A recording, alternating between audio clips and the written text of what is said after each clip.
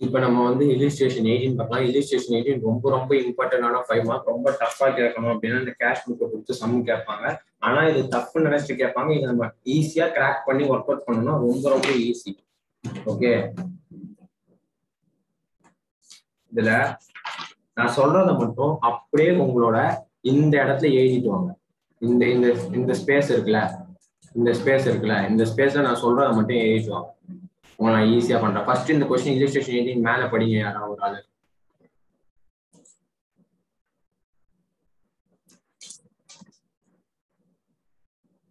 anyone Dharani நீ படி.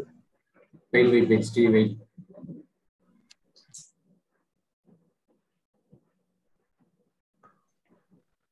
Bharati does not maintain her book of accounts under double entry system.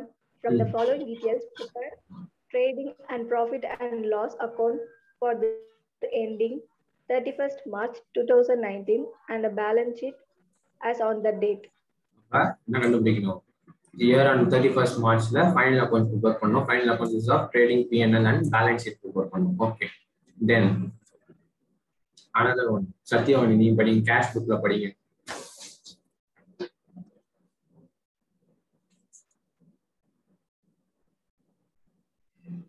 Cash book, receipt payment to balance B-Bar-D 32,000 to sales. B-Bar-D படிக்கூடாது. It is a brought down balance. B-Bar-D படிக்கூடாது. To balance brought down.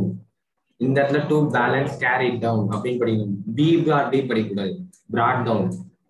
brought down. B-R-O-U-G-H-T-D-O-W-N. brought down. Then. Okay. To balance brought down 32,000 to sales account 1,60,000 to debtors account 1,20,000. Payment to purchase account 56,000, by creditors account 80,000, by general expenses 24,000, by wages account 10,000, by balance carried down 1,42,000. Okay, stop. Wait a minute.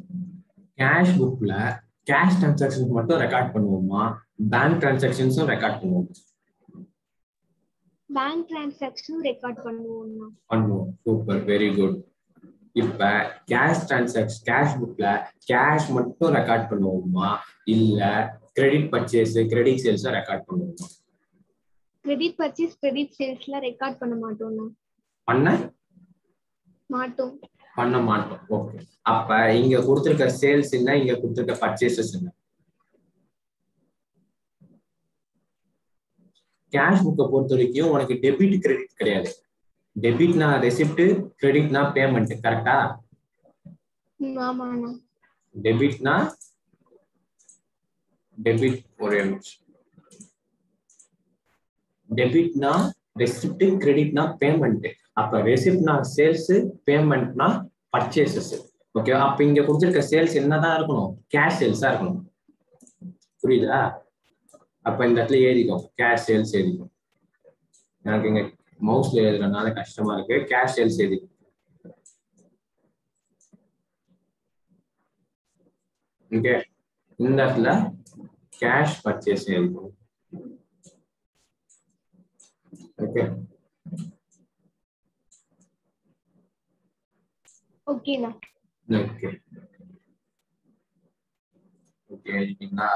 தென் இப்போ இது முடிச்சாச்சு. தென் brought down balance, opening balance of cash book. Cash book ஓட opening balance. இது வந்து opening balance. Okay, இது வந்து opening balance. அப்ப இது opening balance ஆ இருந்தா இது closing balance. ஓகே, இப்போ இது முடிச்சாச்சு. இது ரெண்டும் முடிச்சாச்சு. இது முடிச்சாச்சு. டெப்டாஸ், கேஷ் புக்ல டெப்டாஸ் வந்து டெபிட் சைட்ல வந்திருந்தா அப்ப இது ரெசிப்ட். அப்ப ரெசிப்ட்னா என்ன அர்த்தம்? நமக்கு கேஷ் வந்திருக்குன்னு அர்த்தம். கரெக்டா? நான் சொல்ற சினாரியோ புரியுதா? புரியுதுண்ணா. கேஷ் புக்ல டெபிட் சைட்ல ரெசிப்ட், ரெசிப்ட்ல டெப்டாஸ் வந்திருந்தான்னா நமக்கு ஏதோ சம் அமௌண்ட் உள்ளார்க்க வந்திருக்குன்னு அர்த்தம். அப்ப இது என்னன்னா cash received from debtors. cash received from debtors. அந்த இடத்துல எழுதுங்க பார்ப்போம். You are creating a one question. Cash received from debtors.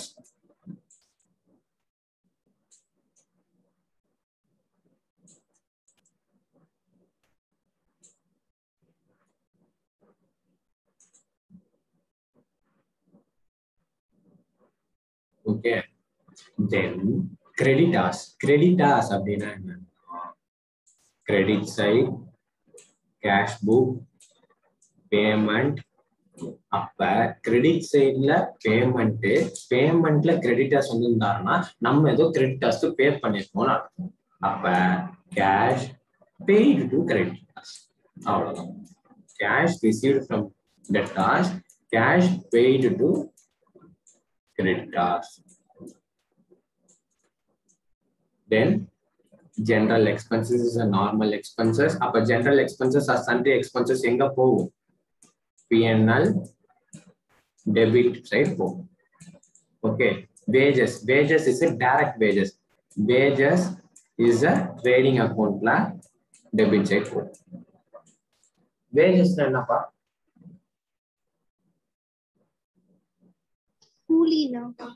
கூலி. அது எதுக்கு கொடுக்குறாங்க? வேஜஸ் எதுக்கு கொடுப்பாங்க? ஏன் நம்ம வந்து ட்ரேடிங்ல டெபிட் சைட் கொடுக்குறோம்? ஏன் P&L டெபிட் சைட் கொடுத்தா என்ன? ட்ரேடிங்னாலே அது டைரக்ட் எக்ஸ்பென்சஸ்னா, வேஜஸ்னா அவங்க வந்து வேலை பார்த்துட்டு உடனே நம்ம டைரக்டாவே கொடுத்துருவோம் அந்த காசு. Very good. அது அப்படி கிடையாது. Very good. பட் நீ சொன்ன அந்த பாயிண்ட் கரெக்ட், நீ சொன்னது எல்லாமே கரெக்ட். ஏன் அந்த டைரக்ட் எக்ஸ்பென்சஸ் எடுக்கிறோம்னா, anything related to purchases is a direct expense. Any expense related to sales is called as indirect expense. நான் திருப்பியும் சொல்றேன், any expenses direct to sales is known as direct expenses. Any expenses for sales is known as indirect expenses.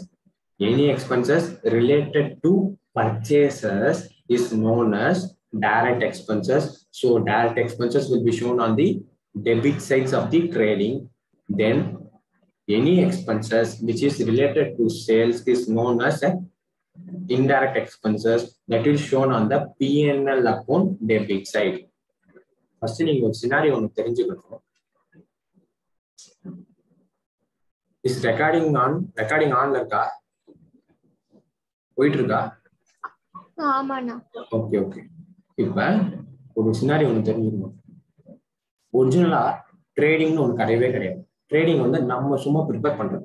நீங்க உங்களை பிகாம்ல சொல்லி கொடுப்பாங்களான்னு எனக்கு தெரியல. Because நான் CA படிச்சுட்டு இருக்கனால, சிஏ செகண்ட் லெவல் படிச்சுட்டு இருக்கேன், எனக்கு தெரியும். ட்ரேடிங்ன்ற ஒண்ணு கிடையவே கிடையாது. ட்ரேடிங் இஸ் ஜஸ்ட் நேம் சேட்டுக்கு நம்ம கண்டுபிடிக்கிறது தான் கிராஸ் ப்ராஃபிட்ன்றது. டைரக்டா எல்லா ஃபர்மும் வந்து ட்ரேடிங்கா போட மாட்டாங்க. எப்பயுமே டைரக்டா P&L தான் ப்ரிப்பேர் பண்ணுவாங்க. P&L ஓப்பனிங் ஸ்டாக், க்ளோசிங் ஸ்டாக்லாம் கொண்டு வந்துருவாங்க. ஓகேவா? P&L கொண்டு வந்துருவாங்க. ட்ரேடிங்னு ஒண்ணு போடவே மாட்டாங்க. Trading is a name sake தான். அந்த ட்ரேடிங்ன்றது ஒண்ணு இல்லைங்க. 12th சிலபஸ்ல இன்னும் போர்ஷன்ஸை மாத்தாம அப்டேட் பண்ணாம அப்படியே வச்சிருக்காங்க. என்னதான் நியூ சிலபஸா இருந்தாலும் சேஞ்சஸ் ஹேப்பன் இயர் அண்ட் ஒவ்வொரு வருஷத்துக்கும் சேஞ்சஸ் ஆகிட்டே தான் இருக்கு. பட் இவங்க அது கரெக்டா அப்டேட் பண்ணல. நிறைய மிஸ்டேக்ஸ் இருக்கு. நிறைய எதெல்லாம் வந்து அங்க அப்டேட் ஆயிருக்கோ அது இன்னும் இங்க பேஸ்லயே இருக்கு. ஒண்ணுமே ஜீரோலயே இருக்கு. அங்க 10th ஜென்ரேஷன் போயிட்டு இங்க ஜீரோலயே இன்னும் போர்ஷன்ஸ் வச்சிருக்காங்க. ஸோ தட் அதனால என்ன ஆகுதுன்னா இங்க நிறைய மிஸ் அண்டர்ஸ்டாண்டிங் வருது. நான் 12th நான் இப்படி தானே படிச்சேன், அப்ப நான் காலேஜ்லயும் இப்படிதான் படிக்கணும்ன்ற அந்த ஒரு மைண்ட் தாட் ஒன்று வந்து அப்படி வரக்கூடாது. ஏன்னா நிறைய சேஞ்சஸ் நிறைய இருக்கு. ஃபர்ஸ்ட் ட்ரேடிங்ன்ற ஒன்னே கிடையாது. அது நேம் சேக்குக்காக நம்ம போடுற அக்கௌண்ட். ஓகேவா? நேம் சேக்குக்காக போடுற அக்கௌண்ட், நமக்கு நம்ம தெரிஞ்சுக்கணும் அப்படின்றதுக்காக போடுற அக்கௌண்ட் தான் கிராஸ் ப்ராஃபிட். ஒரு கம்பெனிக்கு என்ன முக்கியம்னா நெட் ப்ராஃபிட் மட்டும்தான் முக்கியம். ஓகே, நெட் ப்ராஃபிட் மட்டும் தான் முக்கியம். அது ஒரு சும்மா நம்மளோட இதை தெரிஞ்சுக்கிறதுக்காக போடுறதை தவிர அது ஒரு ஃபார்மேட்ல இருக்கா அப்படின்னா அது கிடையவே கிடையாது. ட்ரேடிங்கிறது ஒண்ணுமே இல்லை. Okay, then I want to tell you another thing. Fixed அசெட்னு ஒரு கான்செப்ட் இருக்கு, தெரியுமா?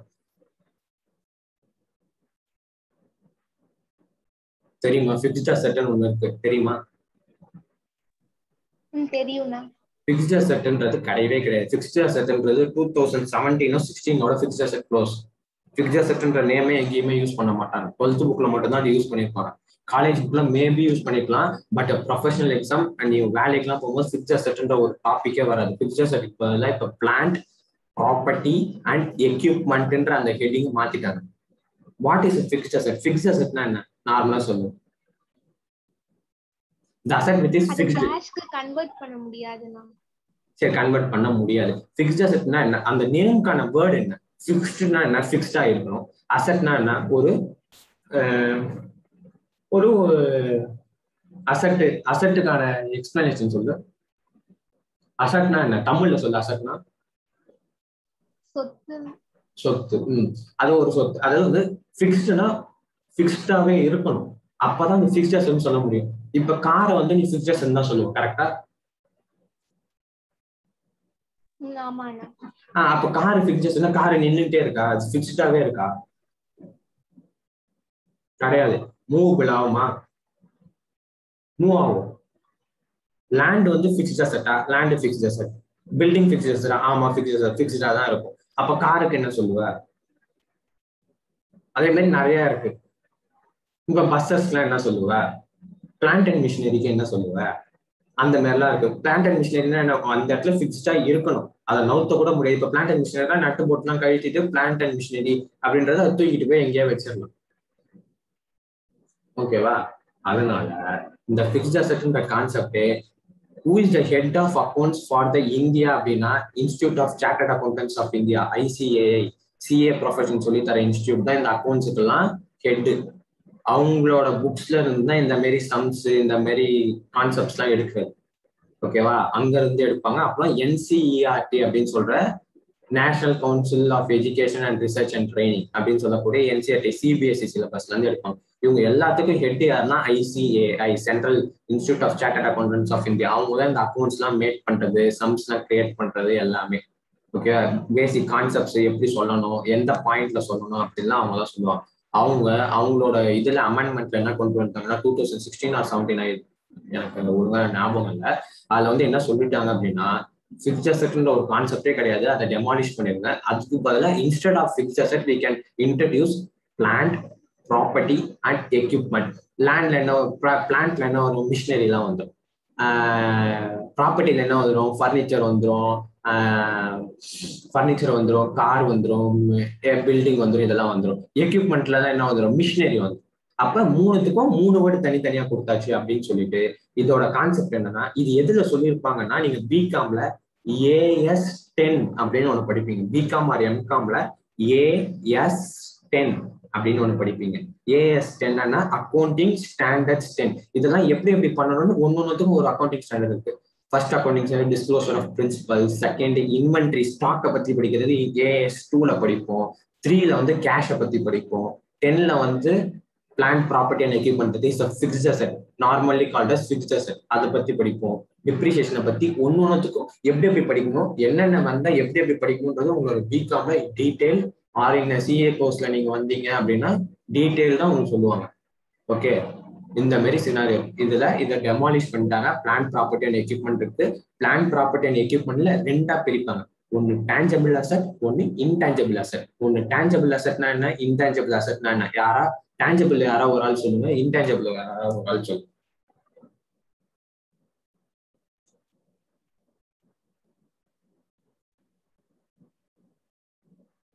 டேஞ்சபிள்னா என்ன? டேஞ்சபிள்னா பார்க்க முடியும், அப்புறம் அது தொடவும் முடியும்னா. ஓகே, சீன் அண்ட் டச்ட்னா அது டேஞ்சபிள் அசெட்னா. ஓகே, இன்டான்ஜிபிள் அசெட்னா அதை பார்க்க முடியாது, ஆனா வந்து அதை ஃபீல் பண்ண முடியும். Any example for intangible asset? Goodwill, patent right, copyright. Good. Trademarks, royalty, like that. Okay. அப்ப இது தெரிஞ்சிச்சு. அப்ப பிளான்ட், ப்ராப்பர்ட்டி அண்ட் எக்யூப்மெண்ட் கீழே 2 thing. ஒன்னு tangible, ஒன்னு intangible. Which can be seen and touched, that will comes under tangible asset. Which cannot be seen and touched, but it can felt, that can be comes under intangible asset. Okay, அப்ப building அது எல்லாமே என்ன வந்துடும்? tangible கீழே வந்துடும். Goodwill, patents, trades, copyrights எல்லாமே வந்து இது இன்டான்ஜிபிள் தான் வந்துடும். புரிஞ்சுதா? இதுதான் இந்த ஃபிக்ஸ்ட் அசெட் உள்ள இருக்க மெயின் கான்செப்ட். இது வந்து நான் இன்னுமே ஃபிக்ஸ்ட் அசெட் உள்ளே நான் இன்னும் போட. ஃபிக்ஸ்ட் அசெட் நிறைய இருக்கு. நான் ஜஸ்ட் மேல ஒரு இன்ட்ரோ மட்டும் தான் உங்களுக்கு கொடுத்துருக்கேன். ஓகேவா? நான் அதே இன்டெப்தா போனா நான் அதுவே உனக்கு 1/2 hour கிளாஸ் எடுக்கிற மாதிரி வரும். ஒவ்வொரு ஹெட்டிங்கும் ஒவ்வொரு டாபிக்கும் உள்ள இருக்க எடுக்கணும். Okay, we can now on to next question. இப்ப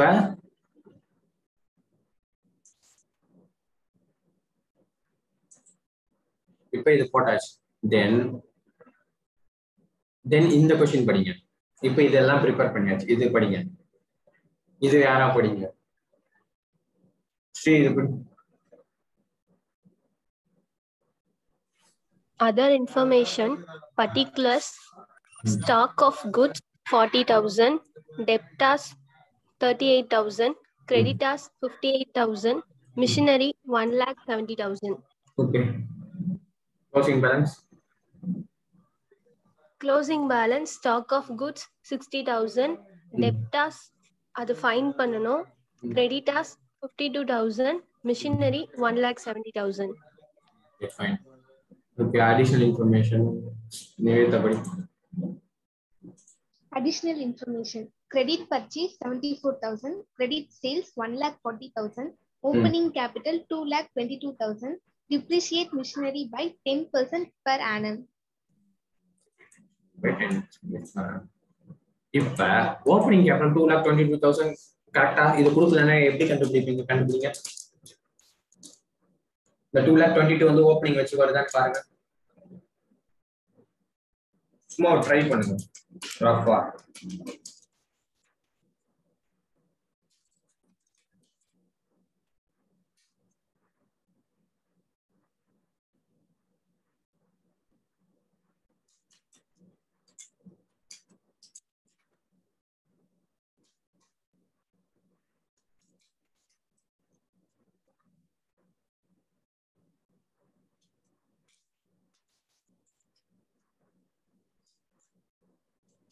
வருதா?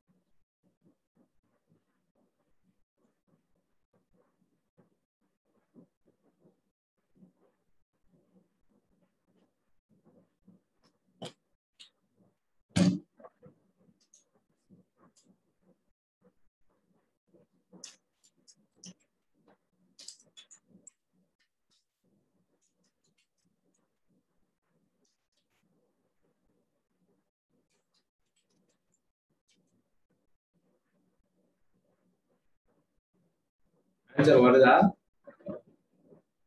வரலனா வரலையா? அப்போ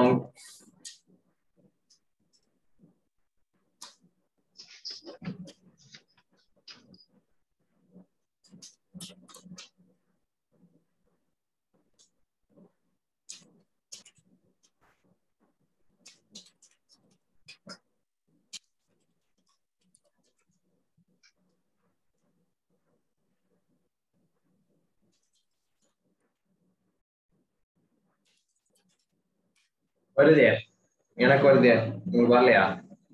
என்ன பண்ணீங்க? யாரையாவது தப்பு பண்ணிருக்கீங்க சொல்லுங்க பாப்போம். சீக்கிரம் சொல்லுங்க. யாரு என்ன பண்ணீங்கன்னு சொல்லுங்க. நீங்க என்ன தப்பு பண்ணிருக்கீங்கன்னு நான் சொல்றேன். Stock of goods, debtors, machinery வந்து ஆட் பண்ணிருக்கேனா? ஓகே, அத வந்து சொல்லுங்க. அது வந்து பேலன்ஸ் பண்ண மறந்துட்டேன். இல்ல, அதை ஆட் பண்ணி எது கூட மைனஸ் பண்ணுவோம்? கிரெடிட்டர்ஸ். மைனஸ் பண்ண வருமான்னு பாரு, வராது. அப்பயும் பாரு, 1,70,000 plus 78,000 எவ்வளோ? 1,90,000. 2,48,000 minus 58,000 எவ்வளோ? 1,90,000. ஆன்சர் வந்துச்சா? வரல. வரலனா எப்படி வரும்? மேல கேஷ் ஓப்பனிங் பேலன்ஸ் யார் ஆட் பண்ணுவா? கேஷ் புக்ல இருக்க ஓப்பனிங் பேலன்ஸ் அது ஆட் பண்ணுங்களா? இது ஆட் பண்ணணுமா இல்லையா? இந்த ஆட் பண்ணனும்னா அப்ப அது ஓப்பனிங் பேலன்ஸ் தானே. அதுதான் உங்களுக்கு ஹிட்டனா கொடுத்துருக்கான். இப்படிதான் அக்கௌண்ட்ஸ் படிக்கணும். சும்மா மேலோட்டமா கொஸ்டினை படிச்சுட்டு போக கூடாது. டு பேலன்ஸ் brought down 32,000 இருக்கா? அது படிக்கணுமா? அப்ப அதை ஜாயின் பண்ணுமா? அப்ப இப்ப ஆட் பண்ணுங்க பார்ப்போம். இப்ப ஆட் பண்ணிட்டு அசெட் எல்லாத்தையும் ஆட் பண்ணி 58,000 இன்வெஸ்ட் பண்ணுங்க. ஆன்சர் வருதான்.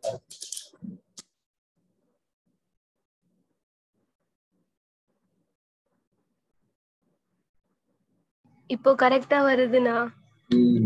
அப்ப இத கொடுக்கலனாலும் சம்மு போட தெரியும். அந்த அளவுக்கு நீங்க ப்ரிப்பேர் ஆயிடணும். இப்ப இப்படி கேஷ் புக்கு பிளஸ் இந்த அட்ஜஸ்ட்மெண்ட் கொடுத்து கேட்டாலும் என்ன பண்ணணும்?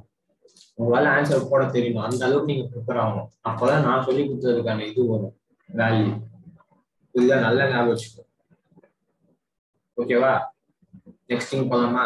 கிரெடிட் பர்ச்சேஸ் கொடுத்துருக்காங்க, கிரெடிட் சேல்ஸ் கொடுத்துருக்காங்க, ஓப்பனிங் கேபிட்டல் கொடுத்துருக்காங்க, டிப்ரிசியேஷன் கொடுத்துருக்காங்க. ஸோ நம்ம டெட்டாஸ் மட்டும் கண்டுபிடிக்கணும். ஸோ நம்ம டெட்டாஸ் கண்டுபிடிச்சிடலாம். என்ன டெட்டாஸ் கண்டுபிடிக்கணும்? ஓப்பனிங் பேலன்ஸ் பிளாட் டவுன் 38,000 போட்டாச்சு. அப்ப கேஷ் பே டு கிரெடிட்டர்ஸ், இங்க கேஷ் ரிசீவ் ஃப்ரம் கிரெடிட்டர்ஸ் இங்க போட்டிருந்தோம். So cash receive from creditors இங்க போட்டிருந்தோம், இந்த இடத்துல போட்டிருந்தோம். அப்ப இந்த இடத்துல கேஷ் ரிசீவ் 1,20,000 போட்டாச்சு. கிரெடிட் சேல்ஸ் அவனே கொடுத்துட்டான். ஸோ நமக்கு அது இப்ப பேலன்ஸ் ஃபிகர் கிடையாது. அப்ப கிரெடிட் சேல்ஸ் ஸ்ட்ரீட் வந்து டெபிட் சைட் போட்டாச்சு. அப்ப எதுதான் நமக்கு பேலன்சிங் ஃபிகர் அப்படின்னா இதுதான் நம்மளோட பேலன்சிங் ஃபிகர். க்ளோசிங் டெட்டாஸ் தான் கண்டுபிடிக்க சொல்றாங்க. அப்ப க்ளோசிங் டெட்டாஸ் தான் நம்மளோட பேலன்சிங் ஃபிகர். அப்ப அது வந்து இந்த 58,000. ஓகேவா? அப்ப இந்த 58,000 எங்க போவோம் அப்படின்னா இந்த பேலன்ஸ் ஷீட்டுக்கு போயிடும்.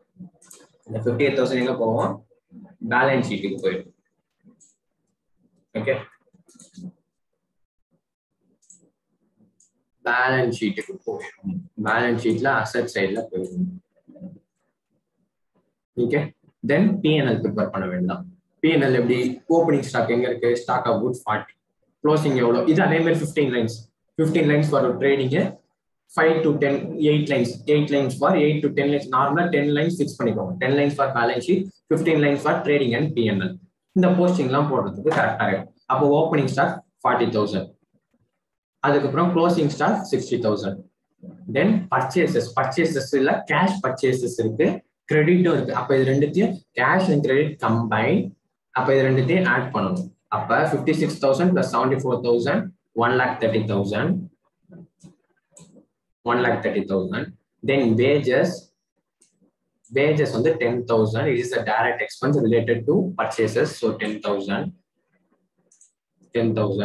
Then sales 1,60,000. Cash sales plus credit sales 1,40,000. So total 3 lakh. Then closing stock 60,000. So இதோட அப்படியே போட்டு கிராஸ் ப்ராஃபிட் பிளாட் டவுன் போட்டு இந்த ரெண்டு லைன் இதை அப்படியே போட்டு வச்சிருங்க. தென் இந்த இடத்துல 2 by gross profit flat down போட்டு மட்டும் எழுதிட்டு ஜெனரல் எக்ஸ்பென்ஸ் 24,000. தென் இதோட இது முடிஞ்சிச்சு. சேல்ஸ் போட்டாச்சு, டெட்டாஸ் அந்த அக்கௌண்ட்ல போட்டாச்சு, பர்ச்சேஸ் போட்டாச்சு, கிரெடிட் போட்டாச்சு, ஜெனரல் பர்ச்சேஸ் போட்டாச்சு. இது எல்லாமே இந்த டோட்டல் காலம் ஓகே முடிஞ்சிச்சு. இன்னும் இது மட்டும் பெண்டிங் இருக்கு. எது மட்டும் பெண்டிங் இருக்கு? இன்னும் இந்த இது மட்டும் பெண்டிங் இருக்கு. இது வந்து எதுல போயிருந்தா பேலன்ஸ் ஷீட், க்ளோசிங் பேலன்ஸ்ல. அப்ப பேலன்ஸ் ஷீட்ல அசெட் சைட்ல போயிடும் இது. ஓகேவா? இந்த பேலன்ஸ் ஷீட்ல அசெட் சைட்ல போயிடும். Okay, then stock of goods இது ரெண்டும் போட்டாச்சு. டெட்டாஸ் க்ளோசிங் டெட்டாஸ் கண்டுபிடிச்சிருக்கோம். அப்ப இது வந்து அசெட் சைட்ல போயிடும். க்ளோசிங் கேஷ் 1,42 போட்டோமா. க்ளோசிங் ஸ்டாக் நல்லா ஞாபகம் வச்சுக்கோங்க. மோஸ்ட் இம்பார்ட்டன்ட், இந்த க்ளோசிங் ஸ்டாக் ட்வைஸ் டைம் வரும். க்ளோசிங் ஸ்டாக் ட்ரேடிங்ல வரும், தென் பேலன்ஸ் ஷீட்ல அசெட் சைட்ல வரும். நல்லா ஞாபகம் வச்சுக்கோங்க. க்ளோசிங் ஸ்டாக் மட்டும் 2 டைம்ஸ் எப்படி இருந்தாலும் 2 டைம்ஸ் போடணும். ஒன்னு வந்து அசெட் ட்ரேடிங்ல கிரெடிட் சைடு, இன்னொன்னு அசெட் சைடு பேலன்ஸ் ஷீட்ல அசெட் சைடு. இது 2 டைம் க்ளோசிங் ஸ்டாக் போடணும். நிறைய பேர் மறக்கிறதுதான். நல்லா உங்க மைண்ட்ல ஃபிக்ஸ் பண்ணிக்கோங்க. இதுதான் ரொம்ப ரொம்ப இம்பார்ட்டன்ட். மைண்ட்ல நல்லா ஃபிக்ஸ் பண்ணிக்கோங்க. ஓகே, க்ளோசிங் ஸ்டாக் வந்து 2 டைம் வரும். ஸ்டாக் ஆஃப் குட்ஸ் க்ளோசிங் ஸ்டாக்னாலும் ஒண்ணுதான். ஓகே, தென் டெட்டாஸ் க்ளோசிங் டெட்டாஸ் நம்ம கண்டுபிடிச்சது எவ்வளோ? 58,000. ஸோ 58,000 போஸ்டிங் போட்டாச்சு. மிஷினரி 1,70,000. ரெண்டுமே 1,70,000. அப்போ 1 lakh, அப்போ ஓப்பனிங் 1,70,000 1,70,000 அப்படின்னா அவன் நடுவுல அந்த வருஷத்துல அந்த இயர் எண்ட்லயும் சரி அந்த இயர் முடியறதும் சரி நடுவுல எந்த ஒரு மிஷினும் வாங்கலன்னு அர்த்தம்.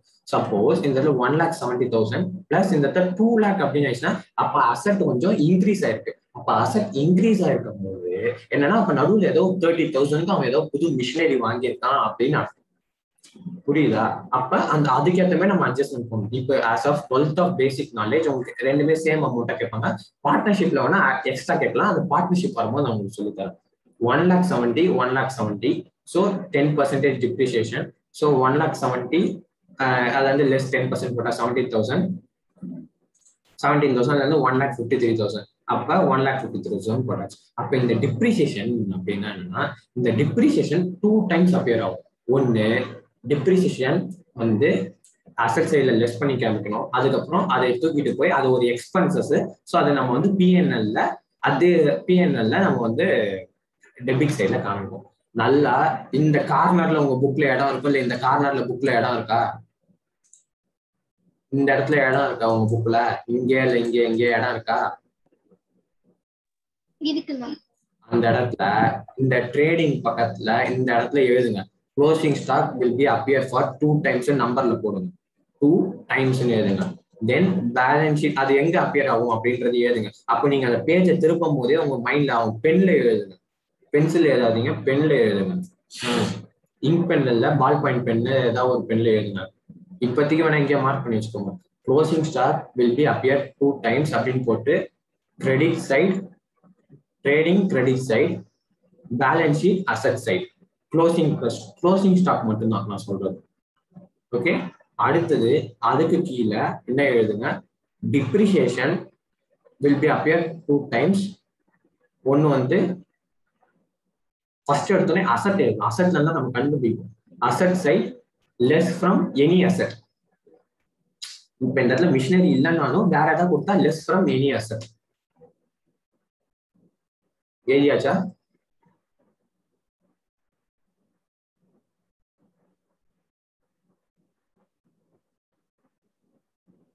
எழுதியாச்சா? எழுதியாச்சுனா ஓகே. தென் நெக்ஸ்ட் என்ன சொல்லிட்டு இருந்தேன்? PNL account debit side. இங்க என்ன பேலன்ஸ் வருதோ the balance on depreciation account that is 17,000 example எடுங்க. that is 17,000 could be shown on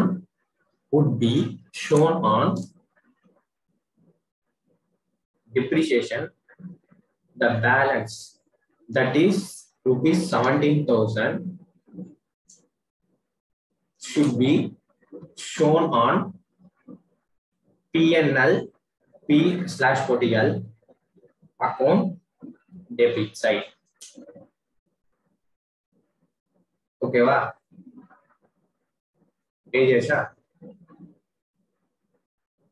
இது ரெண்டு தான் இந்த சம்முக்கு உண்டான மெயின் அட்ஜஸ்ட்மெண்ட். இதுல இன்னொன்னு ஒரு தப்பு பண்ணாங்கன்னா கேஷ் கிரெடிட் இது ரெண்டுத்தையும் ஆட் பண்ணுவாங்க. ஆட் பண்றதுக்கு பதிலா லெஸ் பண்ணுவாங்க நிறைய பேர். அந்த தப்பை யாரும் பண்ணக்கூடாது.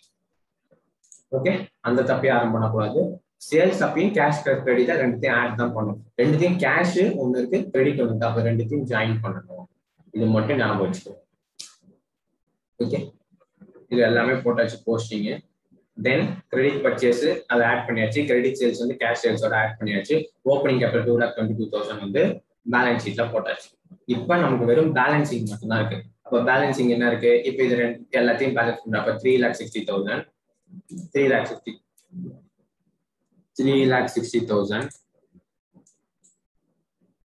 அதுக்கப்புறம் 3,60,000 இதுல இருந்து எல்லாத்தையும் ஆட் பண்ணி இது 3,60,000 மைனஸ் பண்ணா 1,80,000.